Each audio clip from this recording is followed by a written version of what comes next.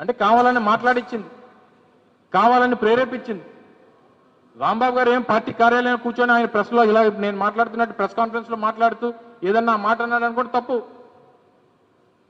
నీ మీద 10 మంది వచ్చి నిన్ను మీ అమ్మగారిని తిడతా ఉంటే నువ్వు మూసుకొని కూర్చున్నావు అంటే నువ్వు చేతగానోడివి, డెఫినెట్గా చేతగానోడి కింద చూస్తా.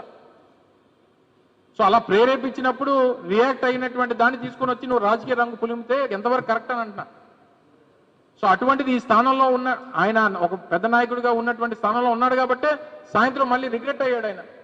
నేను ఆ మాట ఆ లేడీని కూడా అనకుండా ఉండాల్సింది అన్నటువంటి మాట అన్నాడు ఆయన. అన్ని తర్వాత కూడా కేసు పెట్టాలంటే పెట్టుకోండి, తప్పలేదు. ఇంటి మీదకి వచ్చి దాడి చేయడం ఏంటి, చంపాలని చెప్పి చూడడం ఏంటి, ఇంటికి నిప్పి పెట్టడం ఏంటి, మహిళలు ఇంట్లో ఉంటే వారిని బెదిరించడం ఏంటి, ఎక్కడికి వెళ్తుంది రాష్ట్రం? సో దీని మీద చర్చ జరుగుతుంది తప్ప సో ఒక నిజంగా మాట్లాడి ఉన్నాడు కొంత తప్పని ఫీల్ కేసు